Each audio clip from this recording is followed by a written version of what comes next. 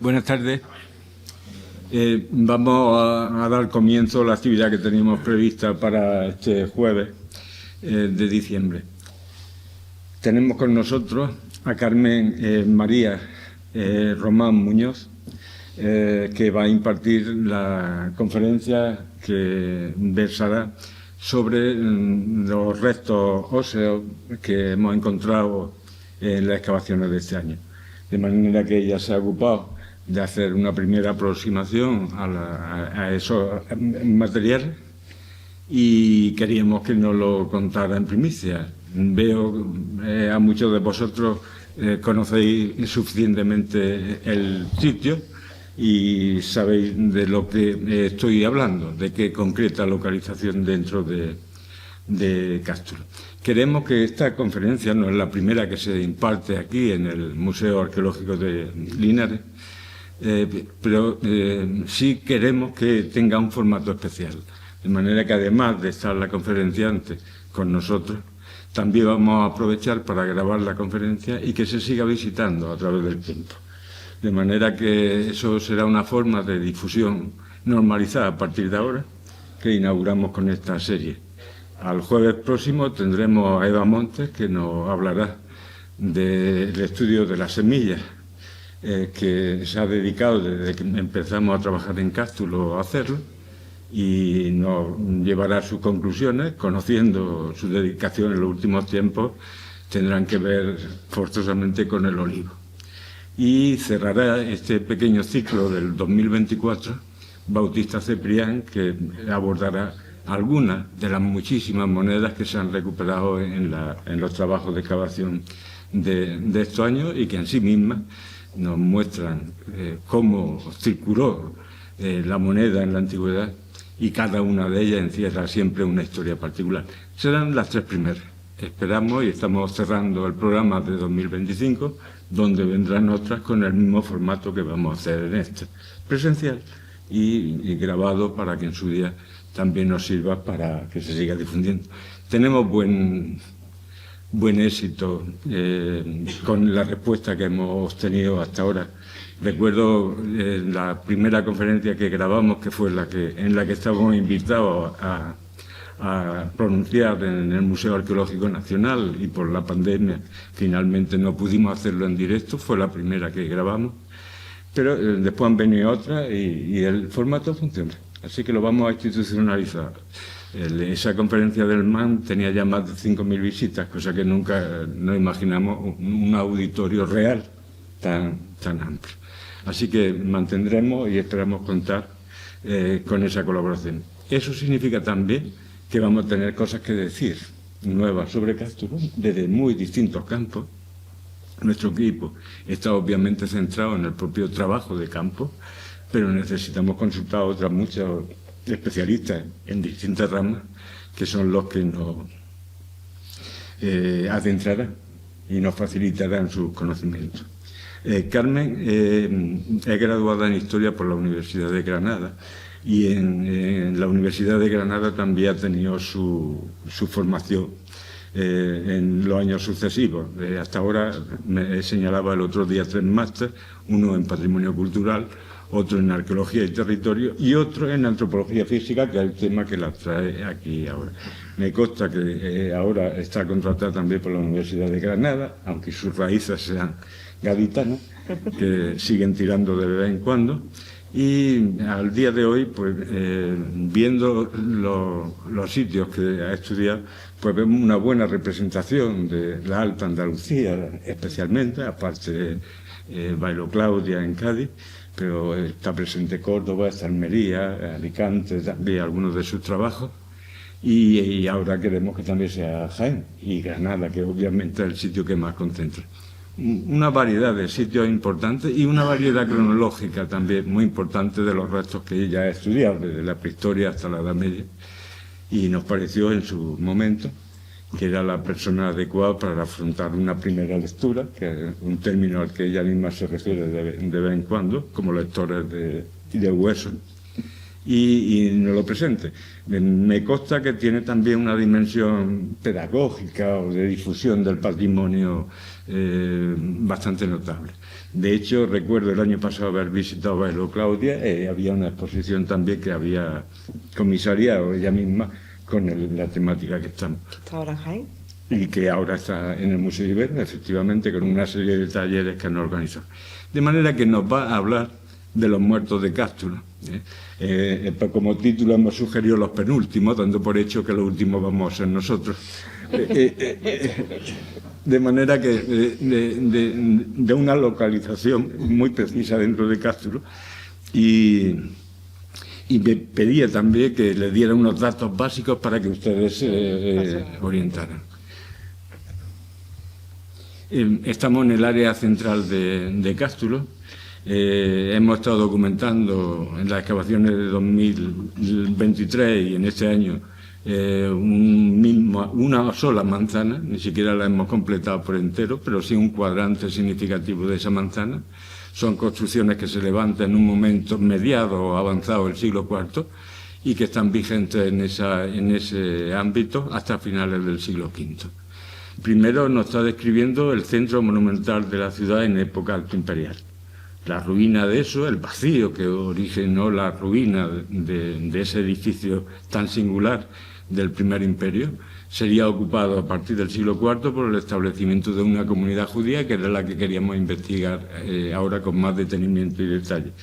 La excavación en extensión de estos meses nos permitió fijar con más claridad la cronología en la que nos estábamos moviendo y al discurrir, y también de qué se trata. Lo que estamos viendo finalmente, aunque buscáramos una casa, lo que estamos viendo finalmente es un aglomerado de espacios comerciales y de servicios, de manera que es un continuo. Se parece más a un bazar o a un mercado más o menos tortuoso, almacenes, espacios comerciales, tiendas, talleres. Y al mismo tiempo también nos hemos dado cuenta que cada una de esas unidades están funcionando como una precaria vivienda, o quizás por el tamaño de alguna de ellas no tan precaria, pero en todo caso nos muestra un mundo todavía muy bullicioso, con una proyección a larga distancia a través en distintos puntos del Mediterráneo, como nos muestran los materiales que ahí recogen. De manera que el final de eso, a finales del siglo V, algunos indicios pueden apuntar incluso a inicios del VI, cuando todo eso se acaba y de nuevo otro vacío en Cástulo, al poco tiempo se ocupa por un cementerio.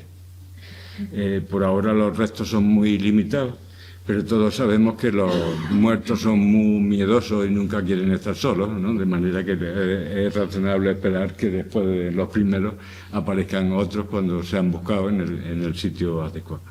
De manera que eso fue un cambio de ciclo en la ciudad. Lo que era un ámbito todavía bullicioso y activo, se pasa al silencio del cementerio. Así que ella nos va a acercar a leer los huesos de estos penúltimos muertos de Cástulo que hemos documentado hasta ahora, ¿de acuerdo? Perfecto. Le dejo la palabra a él. Vale. Muchísimas gracias, Marcelo, por tus palabras de presentación.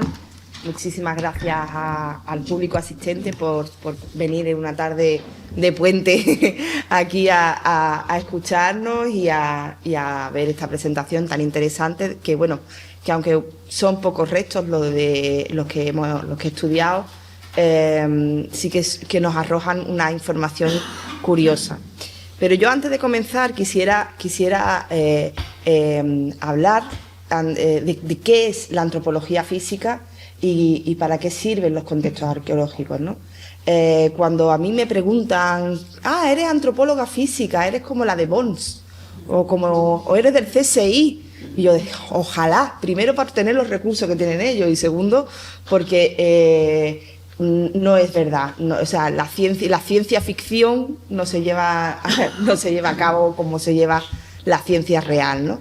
Entonces, claro, me dicen, bueno, ¿y entonces qué es lo que haces para saber cómo son esos muertos, cómo vivían esos muertos? Es que eres como las brujas, eres medium. Yo, mira, yo los estudio, pero no hablo con ellos. O sea, partamos de esa base. Entonces, a partir de ahí, quiero arrojarles una imagen. La imagen de la figura del antropólogo o la antropóloga física. Nosotros lo que nos dedicamos es a devolver la identidad del sujeto estudiado a partir de patrones biológicos, simplemente el sexo, la edad, patrones de alimentación, patologías o traumatismos que pudiera tener en vida o que pudieran ser causa de derivaciones para la causa de la muerte, pero nunca decimos cuál es la causa de la muerte, puesto que, salvo en contadas ocasiones, puesto que solamente un 16% de las patologías que nos afectan a los seres humanos son capaces de dejar marcas en los huesos. Un poco más para adelante veremos algunas de esas patologías. Pero como digo, son muy pocas esas patologías las que dejan marcas y por tanto no somos capaces de acercarnos tanto. Imagínense cuando nos encontramos restos de un infantil, por ejemplo, la causa más probable de muerte de ese infantil pues haya sido de deshidratación, desnutrición o algún proceso vírico que le haya derivado en una diarrea, etcétera, etcétera. Con lo cual, eso es causa de muerte, pero no deja huella en el hueso, por tanto, no podemos saber que esa es la causa de la muerte. De esa forma, lo que quiero es explicarles que nosotros lo que hacemos es intentar acercar el pasado a través de la muerte. Yo siempre les digo a los arqueólogos, yo soy arqueóloga, pero cuando trabajo con los arqueólogos como antropóloga, yo siempre les digo, fíjate qué curioso que nosotros en antropología física, los profesionales de antropología física nos dedicamos a darle vida a la arqueología, porque la arqueología básicamente trabaja con materiales inertes, metales, cerámicas, muros, paramentos, pero realmente los que le damos vida, los que hablamos de la sociedad del pasado, somos los antropólogos físicos. Y para muestra un botón, aquí cuando siempre muestro este esqueleto, este es una mujer, concretamente los restos óseos más antiguos de mujer de Andalucía, una mujer epipaleolítica que se encuentra en la cueva de Nerja. Cuando se hizo su restauración se optó por hacer también una reconstrucción facial, aparte de un estudio antropológico en el que también participé, y la reconstrucción facial nos dio un rostro que a lo mejor, porque como formé yo parte del equipo, yo lo veo guapísima, pero nos dio un rostro que le estás viendo en la cara a una persona que vivió en el epipaleolítico. Pues esa es nuestra labor, ponerle cara, rostro, vida a esas personas del pasado. ¿Y cómo lo hacemos? ¿Cómo hacemos esa magia que muchas veces me preguntan? ¿Y eso cómo lo hacéis? Básicamente a través de la ciencia. Yo no he inventado nada, a mí me lo han enseñado. Y nos guiamos por tres cosas básicas que, como diría Agatha Christie, son las cosas que no se le deben de preguntar a una mujer, que es el sexo y la edad. Entonces, para empezar, el sexo, ¿en qué nos fijamos? Le traigo simplemente aquí unos pinceladas de muchos de los métodos que empleamos en la antropología física para determinar el sexo. Me vuelvo a remitir a la serie Bones, por ejemplo, cuando llegaba la doctora Bones y decía: esto es una mujer de unos 15 años que comía manzanas y vivió en la Cuarta Avenida. No, o sea, nosotros no hacemos eso. Somos mucho más allá, vamos mucho más allá, y hay un compendio metodológico que empleamos para cada uno de los patrones biológicos que vamos a establecer.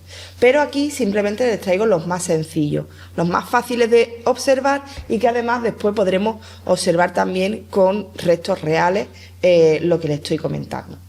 Bien, el cuerpo humano es la maquinaria más perfecta que existe a la hora de ensamblaje y funcionamiento. En el momento en el que una de sus piezas requiere una modificación morfológica, todo el ensamblaje debe de ser modificado levemente, con pequeñas pinceladas, pero esas pinceladas son lo que genera el dimorfismo sexual. Y ese dimorfismo sexual es la base en la que estudiamos las diferencias de género entre femenino y masculino biológicamente hablando. Por ello, les hago una pregunta. ¿Qué es lo primero que se le viene a la cabeza cuando hablamos de diferencia biológica entre un hombre y una mujer? Participación. Si están vivos, los genitales. Vale, pero ¿los genitales para qué sirven? Y la reproducción es el parto, ¿no? O sea, biológicamente lo único que pueden hacer las mujeres que no pueden hacer los hombres es parir. Ese hecho de parir requiere una modificación morfológica del esqueleto de uno respecto al otro. Son modificaciones pequeñas, pinceladas, como digo, prácticamente inapreciables, pero eso es lo que hace que nosotros podamos, leyendo los huesos, identificar si es un género u otro. Empezamos por la cabeza, empezamos por lo más alejado. Los cráneos.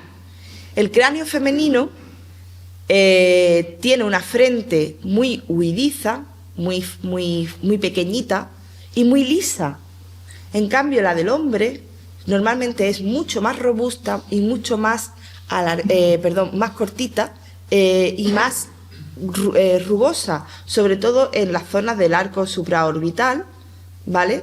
En las que incluso ustedes que están aquí, los hombres, se pueden palpar y notarán ese huesecillo que hay por la parte alta de la frente, y si tienen cerca a una mujer también le pueden palpar siempre que quieran palpar, claro está, y noten si tienen esas rugosidades o no. Eso es lo más sencillo.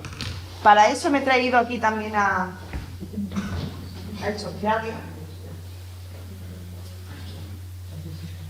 Lo pueden ver aquí, la rugosidad que les explico. ¿Sí? Después se pueden acercar por aquí y verlo perfectamente. Este sería un cráneo masculino. Y en cambio, fíjense que la frente les digo que es más larga y más planita en el cráneo femenino. ¿Ves?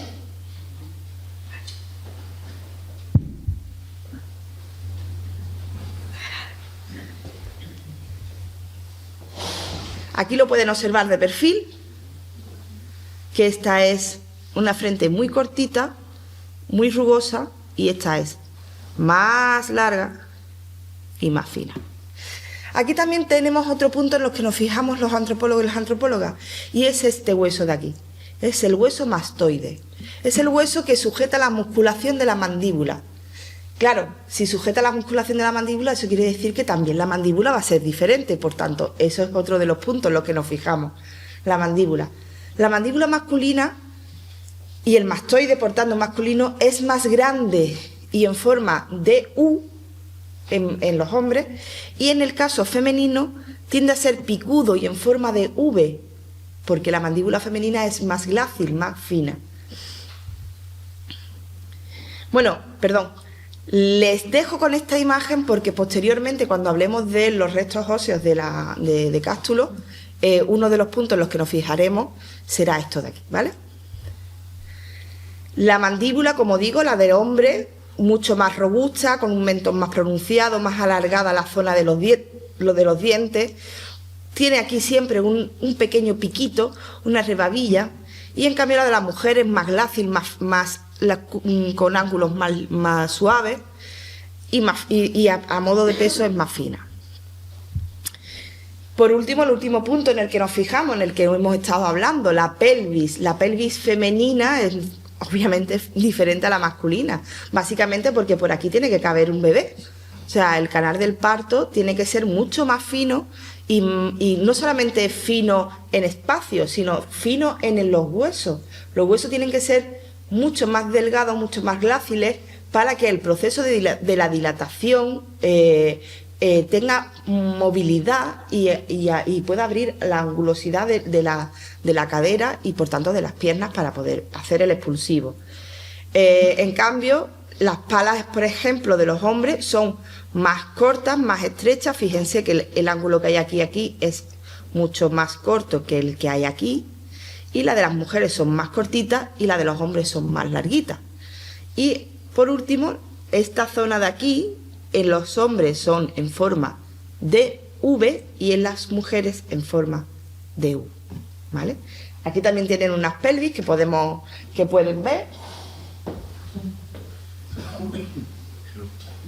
Esto sería una pelvis masculina. Fíjense, este fragmento, perdón, esta femenina. Que yo creo que esto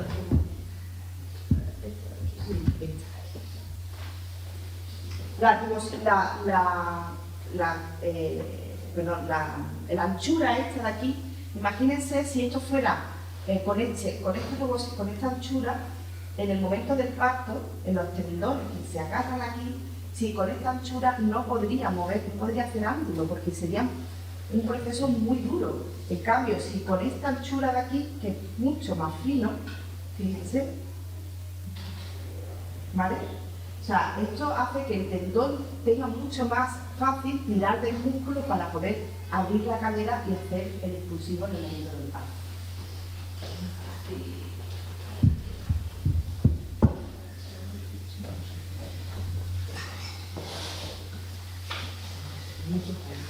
Otro punto que nos fijamos también en las pelvis, que no lo he puesto en la diapositiva, no sé por qué, es en la zona del acetábulo. Como digo, si el hueso es muy rígido, si la cabeza del fémur cabe aquí, es muy grande, o sea, si es de un hombre, eso, como digo, va a dificultar. Por tanto, no se puede hacer el movimiento del expulsivo. En cambio, eso requiere, por tanto, que el fémur de la mujer al mismo tiempo también sea glácil. Y sobre todo la zona de la cabeza. La zona de la cabeza de la mujer, la cabeza del fémur de la mujer, tiene que ser una cabeza más fina y más alargada y con mucho menos peso que la del hombre, por ejemplo. Comparen ustedes. ¿Vale? Entonces, eso hace que la rotación sea mucho más fácil a la hora de abrir ángulo para hacer el expulsivo, ¿vale?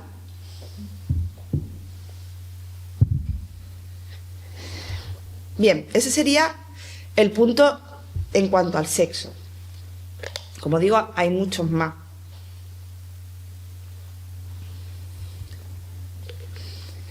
En cuanto a la edad, que esto es lo que digo que Agatha Christie decía que no se debía de preguntar, pero bueno, nosotros lo tenemos que preguntar obviamente a los huesos. Cuando nacemos, nuestro cráneo está compuesto de 4 huesos. Son 4 huesos del grosor de un folio. Conforme vamos creciendo, esos huesos se van endureciendo y al mismo tiempo se van buscando hasta que se unen. ¿Cuántas veces hemos cogido a un bebé y nos han dicho, ten cuidado con la mollera, que no se le ha cerrado al niño la mollera, no sé cuánto, ¿no? O le hemos puesto la mano en la cabeza al bebé y hemos notado perfectamente el latido del corazón.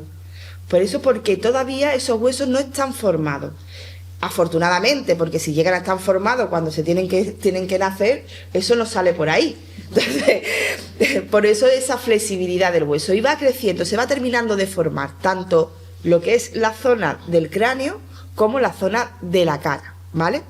Bien, pues esa formación, esa unión de esos huesos es lo que nosotros nos fijamos que se llaman suturas craneales. A ver. Pongamos, por ejemplo,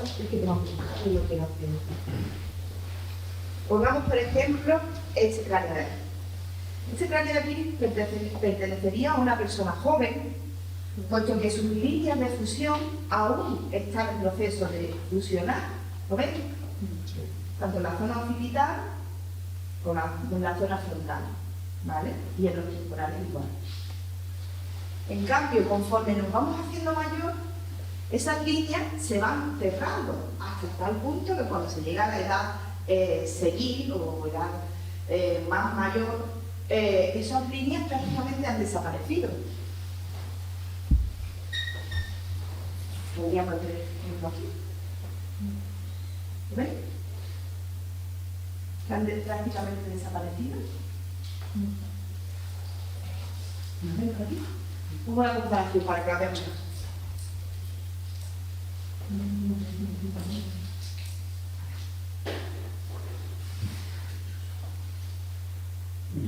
¿Se ve?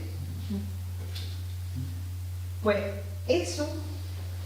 esos patrones de fusión ósea se van completando durante los procesos de maduración de los individuos conforme van creciendo.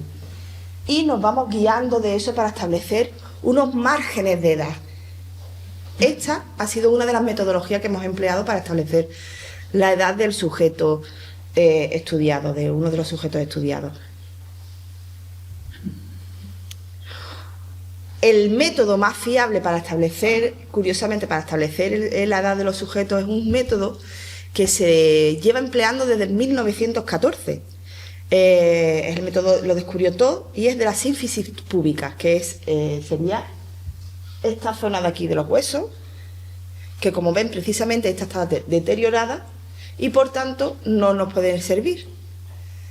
Por eso, por desgracia, es uno de los métodos más fiables, pero al mismo tiempo que menos se pueden emplear, porque esta zona de aquí es muy frágil y tiende siempre a romperse, precisamente porque la pelvis es un tejido esponjoso que se rompe con mucha facilidad. Pero en esta, al contrario que lo que sucedía anteriormente, cuando somos más jóvenes, las líneas de rugosidad de la sínfisis púbica son mayores, son mucho más rugosas. Conforme vamos creciendo y haciéndonos más adultos, las líneas prácticamente terminan desapareciendo. Hasta prácticamente a partir de los 55, 60 años, ambos casos, el de las líneas del cráneo como el de la sínfisis púbica, sucede por igual en hombres como en mujeres.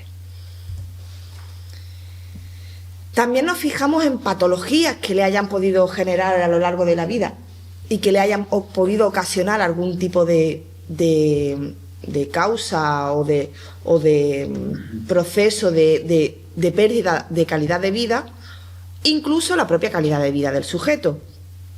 Un ejemplo, les traigo aquí un cúbito en el que se ha producido un proceso de osificación. Esta osificación que tienen ahí es producto del propio hueso, porque muchas veces olvidamos que los huesos por dentro están vivos. Los huesos tienen sangre, tienen agujeros por los que reciben la nutrición, y el hueso llega un momento en el que le dice al cuerpo: oye, que aquí está generando mucho músculo y yo no puedo soportar tanto músculo, tanto tendón. A mí me vas a tener que generar más hueso para yo aguantar tanto peso. Les pongo el ejemplo, por ejemplo, del brazo de Rafa Nadal. Todos tenemos en la memoria la imagen del brazo con el que Rafa Nadal, creo que es zurdo, coge la raqueta, tiene un brazo descomunal, y en cambio el otro es un brazo normalito. Pues muy posiblemente si cogiéramos el brazo de Rafa Nadal y lo viéramos con una radiografía, veríamos que tendría procesos de osificación producto de patrones de actividad musculoesqueléticos prolongados. Y eso lo podemos ver no solamente en Rafa Nadal, sino lo podemos ver en sociedades, por ejemplo, del pasado, como en este cazador que empleaba una honda y generó un brazo tan descomunal que desarrolló una osificación. O incluso lo podemos ver en mujeres que también prehistóricas que he estudiado, en los que el peso del telar le generaban también procesos de osificación. Es muy común en sociedades del pasado encontrar este tipo de patrones de desgaste que parecen patologías, pero realmente, lo que digo, no son patologías, son productos de una actividad prolongada, un exceso de actividad. Obviamente, en las sociedades del pasado, si no salías a trabajar, no comías, con lo cual esa actividad tenía que ser sí o sí.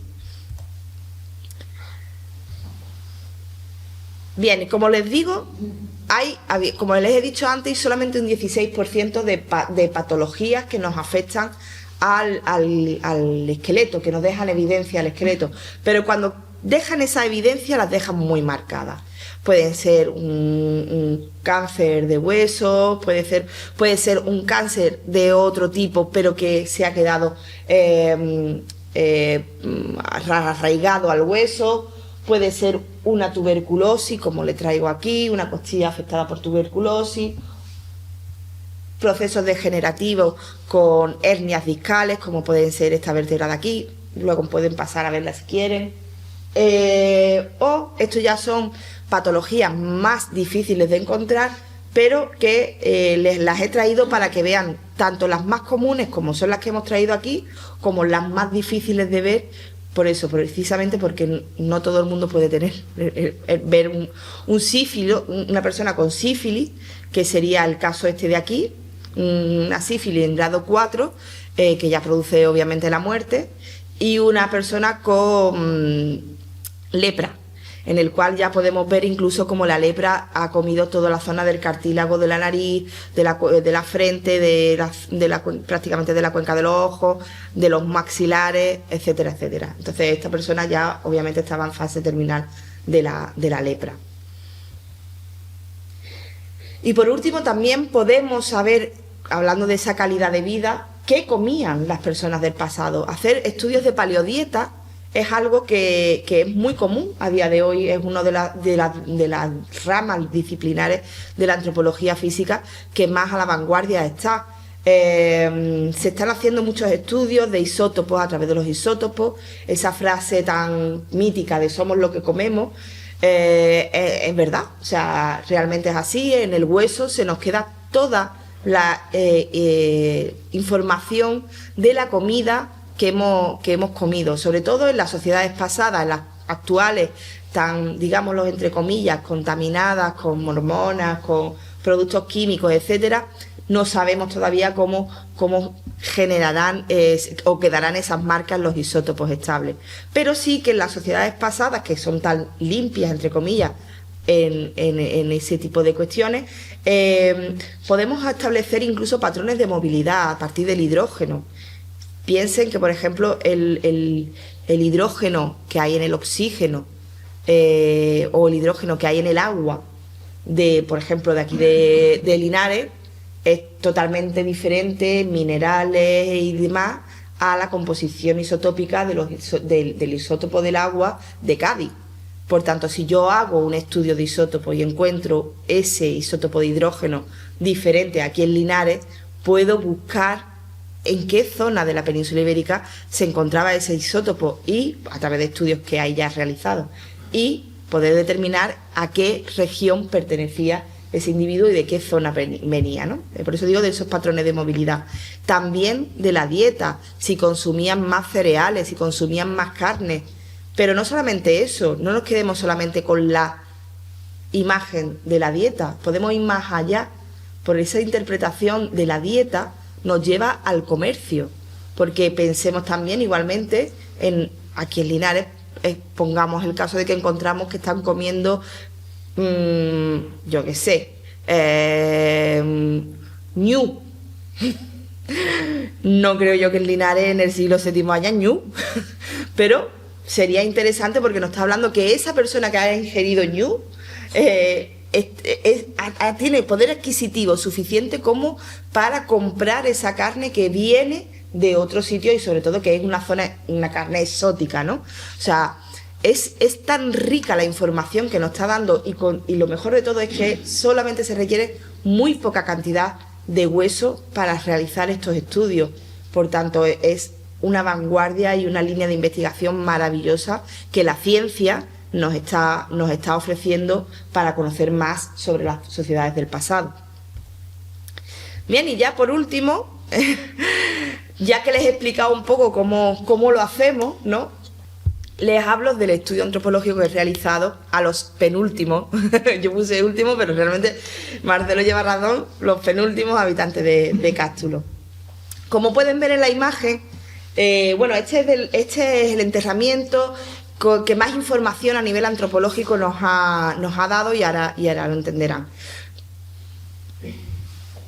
¿Por qué? Pues porque el primero que se creía en un enterramiento al final no fue un enterramiento, fue bueno, era un enterramiento, sí, pero no de un ser humano, era de un perro. Lo evidencia la zona del cúbito o ulna, que se llama, o las epífisis del fémur, de los fémur, que son estos de aquí. Es un perro en edad adulta, pero lo más curioso es que la posible primera lumbar del sujeto animal tiene, si se fijan en estos bordes de aquí, tienen un corte muy limpio, como si hubiera sido seccionado totalmente, un corte muy limpio. Pues puede ser que al animal pues lo sacrificaran, lo mataran o lo que fuera, porque además es la zona lumbar. O sea, el segundo sujeto estudiado era un cráneo que apareció en el perfil, y este me ha gustado mucho estudiarlo porque cuando a mí me llegaron los restos, obviamente eran pocos restos, eran una bolsa de fragmentos de cráneo encontrados en el perfil. Pero a la hora de limpiarlo, quiero que se fijen en la pátina del hueso, que salvo estas concreciones que tiene aquí más grisáceas, la pátina es totalmente amarillita, color vainilla, muy limpia, muy suave al tacto. Están aquí los huesos, se pueden ver. Y no tienen apenas concreciones ninguna. Si recuerdan la imagen del principio, fíjense en el enterramiento. El nivel de acidez del terreno es muy alto, con lo cual ha deteriorado los restos óseos muchísimo. O sea, ha prácticamente quemado los huesos. Entonces, en contraposición a encontrarme estos huesos perfectamente con una pátina nada afectada por la acidez, pues la verdad es que me llamó la atención.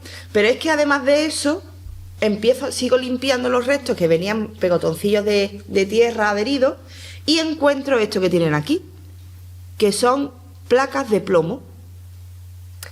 Y eso es una sorpresa. ¿Por qué digo que es una sorpresa? Pues porque me hace pensar que este sujeto ha estado enterrado dentro de un sarcófago de plomo. Y por eso el contacto con la tierra ha sido mínimo y su descomposición, por tanto, no se ha visto afectada por la acidez del terreno. Además de eso, me lo corrobora el hecho de haber encontrado, adherido también a pegotes de tierra asociados, pequeños fragmentos de microfauna. Es decir, es un espacio que ha estado cerrado, en el que se podían meter ratoncitos, comer, y si se podían ir, se iban, y si no, pues se quedaban ahí y morían. El sujeto en cuestión es un sujeto joven, como pueden ver aquí por las líneas.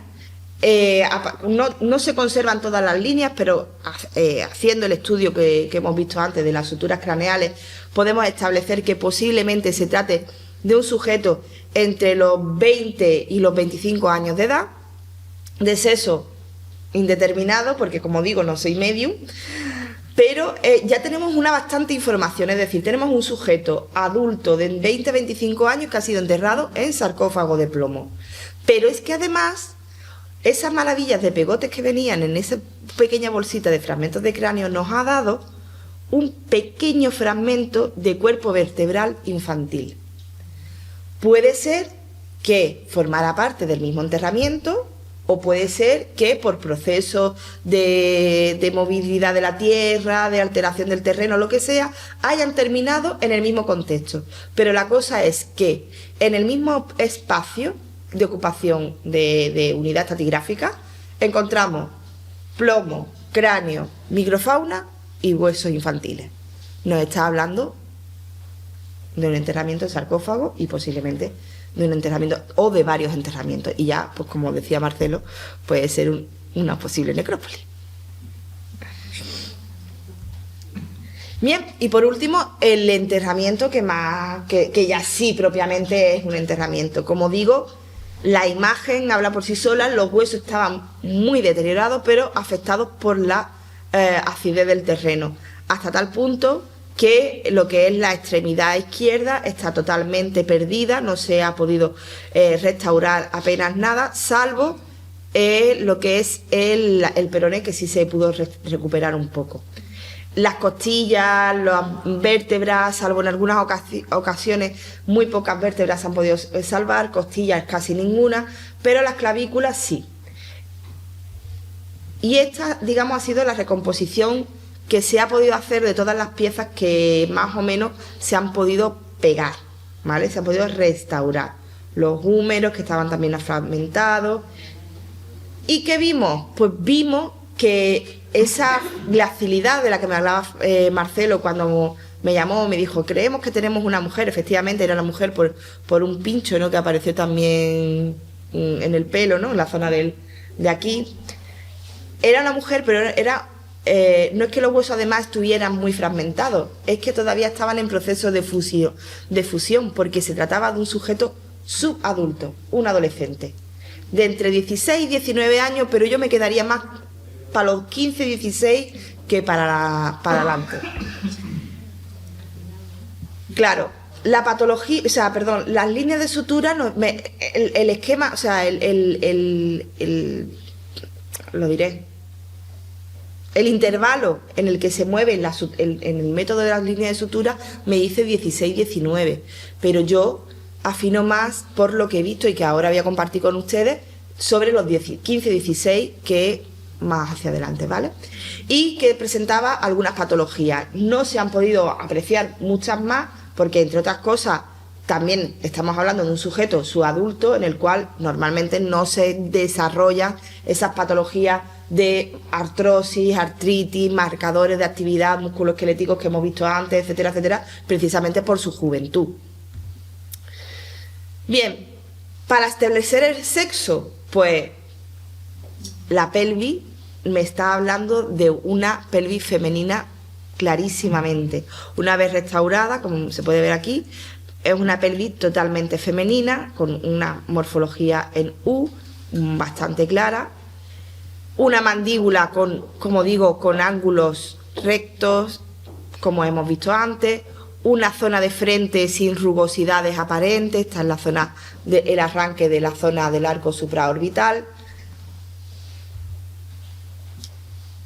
La edad, bueno, aquí sigo con la morfología. El hecho de que tengamos la cabeza del fémur separada de lo que es el cuello del fémur es porque todavía esta zona, igual que sucede en el cráneo, sucede en muchas otras partes del cuerpo. Nos vamos pegando conforme vamos creciendo, y por eso nos decía, bebe mucha leche, que tienes que crecer y tienes que ponerte fuerte. No, tú no tienes que ponerte fuerte, se tienen que poner tus huesos, se tienen que poner fuertes. Y esa fuerza la requiere el calcio que requiere para que se vayan uniendo todas las piezas.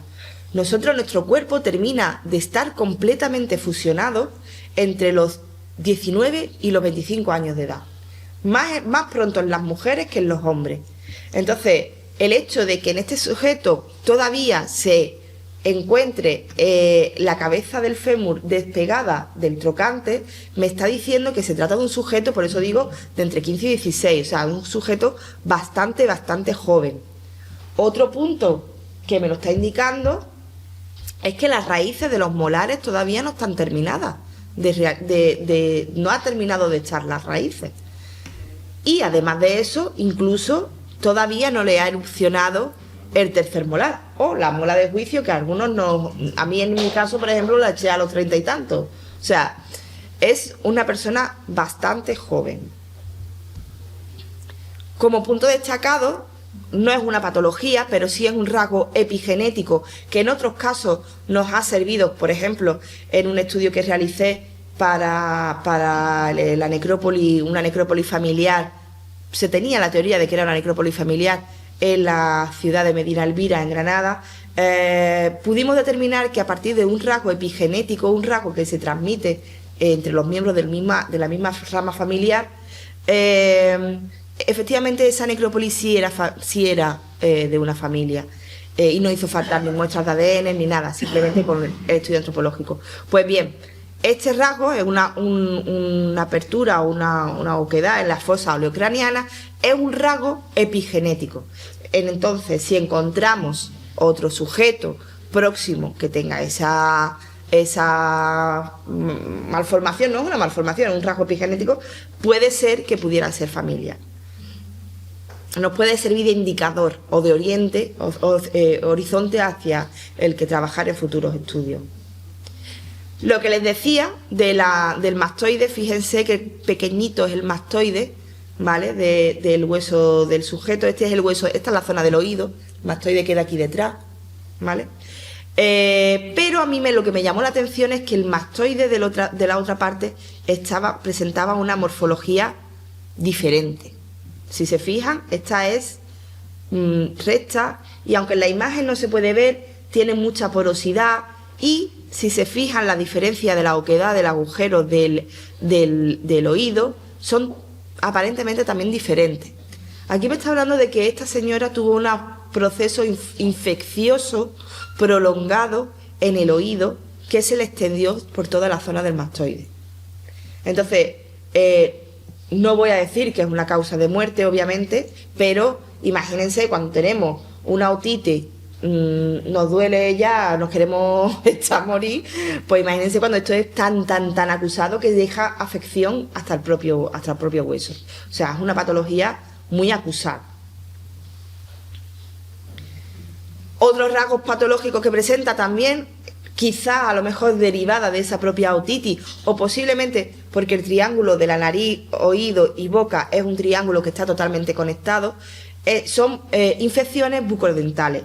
En esta zona de aquí presenta un acceso en la parte interna del maxilar, presenta un acceso que le llega, que le perfora todo el maxilar, ¿vale? Entonces, esa persona teniendo una infección prolongada de boca. En sociedades como las que estamos hablando, en las que la penicilina todavía no existía, pudiera ser una causa de muerte una septicemia si la infección es muy prolongada. Pero ya digo, yo no puedo afinar tanto como para decir eso. Me quedo con el dato en sí. Y por último, esto de aquí, que pueden ver aquí, a diferencia, estos son molares que están fragmentados porque se han roto del propio proceso de deterioro del hueso. Este es un molar normal, aquí tienen un molar normal, y este molar me llamó muchísimo la atención porque tiene forma de capitel corintio.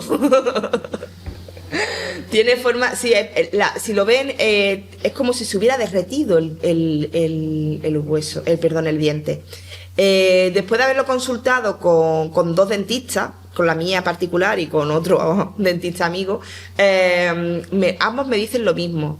Es un bruxismo brutal. O sea, esta persona padecía de bruxismo tremendo. ¿Saben lo que es el bruxismo, no? Que efectivamente. Eso se deriva hoy día al estrés. Yo no creo que esta mujer en el siglo VII, en un cástulo, tuviera mucho estrés. Pero estaba la cosa muy mal. Pero yo creo que pudiera deberse a al propio dolor de la infección, ¿vale? Bueno, y ya he terminado. Muchísimas gracias, les deseo un feliz puente y una feliz fiesta.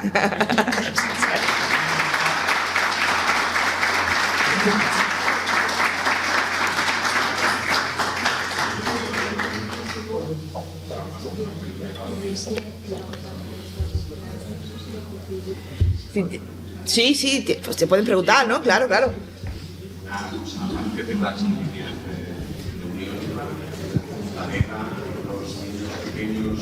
Se observa, o sea.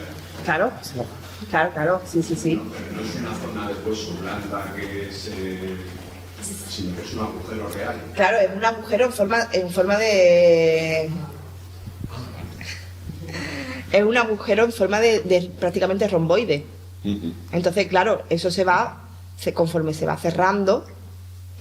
Por eso es tan peligroso. Los niños, la zona del cráneo es un golpe en la zona del cráneo, un bebé es dejarlo. De hecho, tiene dos, una adelante y otra. Efectivamente, atrás, claro. Dos fontanas. Uh-huh. Vale. Es que, muchas gracias. Nada. Más preguntillas, más dudas, ganas de venir por aquí a ver al personal. A mí es que me ha sorprendido muchísimo porque yo cogí los fragmentos del cráneo y claro, deja siempre la tierra para que haya más información, pero que tampoco había tanta tierra. Por la parte del interior sí había, afortunadamente, había pegotillos de tierra. Sí. Me ha sorprendido muchísimo. Pues. Siempre deja. Sí. No, y está bien, porque a nivel de conservación es mucho mejor que se mantenga con tierra, porque es un cambio muy brusco el que sufre el hueso de estar a una temperatura, un pH de tierra, de acidez de tierra, sacarlo de ahí, meterlo en una bolsa y esperar meses hasta que se haga el estudio antropológico, es mucho mejor que se mantengan en contacto con la tierra y ya después hacer una limpieza total del hueso. Y entonces, el cráneo que tenía todavía sedimento... Sí, el del perfil. Sí, están todos limpiados. ¿Sí? Entonces, ¿has visto restos de lacus? No. No, no hay. No, que estuvimos pendientes a la hora de excavar, pero claro, no podíamos porque teníamos ahí también la agricultura, ¿no? Que si consolida, uno puede hacer muestras. Y entonces intentamos sacarlo en bloque. Pero claro, teníamos, pues si teníamos el otro fragmento de la aguja. No. Lo mismo, lo que nos cuenta Yolanda, no tiene la clave. Claro, no tiene el resto del... Para seguirte, pero brevemente dos pinceladas para orientarnos. Cuando se levantó el cráneo, reconocimos que tenía una aguja para hacer son características, que hay que tener un móvil. Nos llamó la atención de que tampoco era el único ajuar que nosotros habíamos documentado, incluso la aguja estaba corta de época, pero aún así había otra fractura reciente, había otro trozo de la aguja que no habíamos encontrado y tenía que también, vamos, teníamos curiosidad si entre la tierra que iba asociada al propio hueso acababa apareciendo el trozo de la aguja que nos faltaba. Claro. No, sí hicisteis bien. Sí, de hecho, yo personalmente soy partidaria de cero consolidación, porque después, primero, que se queda mucha tierra adherida al hueso, y eso a la hora de hacer estudios antropológicos es nefasto. Y segundo, porque a la hora de tomar muestras y demás, también. Entonces hay que muchas veces primar y decir, bueno, y para eso estamos nosotros, porque nosotros no nos hace falta tener un cráneo entero para ya lo habéis visto, con pequeños fragmentos, puntos en concreto podemos determinar lo que necesitamos, no nos hace falta un cráneo entero. Ahora, si queremos hacer el estudio, una reconstrucción facial o eso sí, pero para hacer un estudio antropológico básico no necesitamos. ¿Más? Por ahí al fondo. Muy buena. Hola. Muchas gracias. Gracias a ti. Muchas gracias por esta magnífica charla. Preguntarte solo, porque me ha llamado mucho la atención, cuando he visto la reconstrucción facial, como acaba de decir, las partes como, por ejemplo, oreja, la punta de la nariz, labios, imagino que un poco se hace... O sea, que no hay una base para saber que exactamente era así, que con esa forma. No y sí. O sea, nosotros lo hacemos en base a los agujeros nutricionales. ¿Vale? Es que esto daría para otra charla, pero hay programas de reconstrucción facial que te calcula en función del tamaño del agujero nutricional, en función de la morfología propia de la cara, si tiene una oreja más grande que otra, es decir, el pabellón auditivo te lo va a decir si la oreja es más grande que no, o la nariz, en este caso nosotros teníamos un pronatismo nasal, es decir, una anchura de la nariz bastante prolongada. Obviamente una nariz finita no va a tener, tiene que tener una nariz ancha. Y si además el arranque de la nariz la tiene aquí arriba, nos está diciendo que el tabique nasal es bastante prolongado.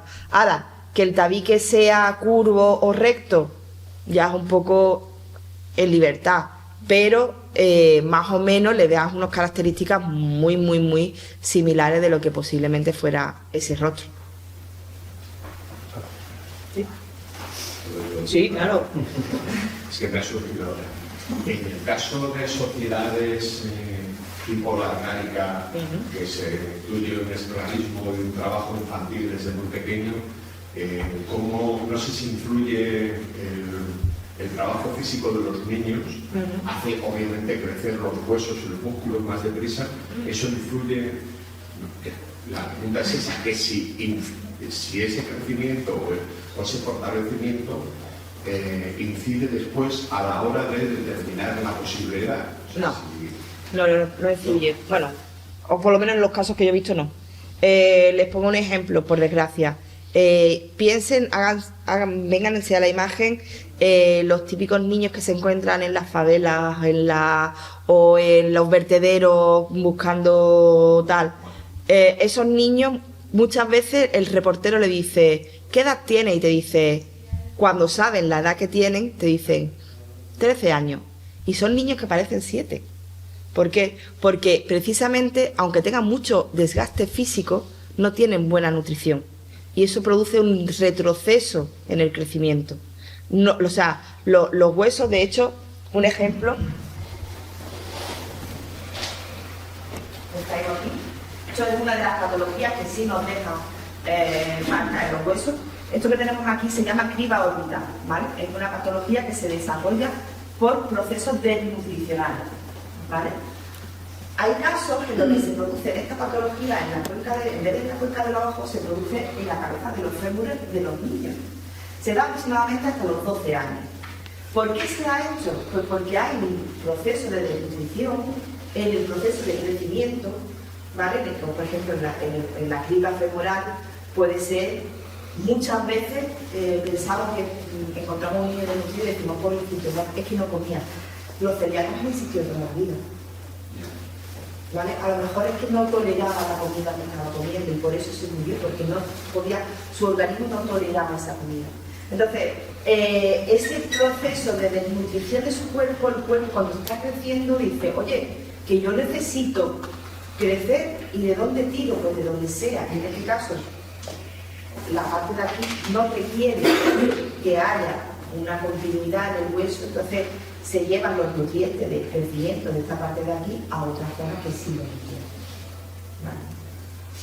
No sé si he explicado un poco, pues eso es lo que sucede en el caso de los niños. O sea, los vemos muy grasos, pensamos que son niños que tienen 7 años y los que tienen 13 años, porque tienen un retroceso en el proceso de crecimiento.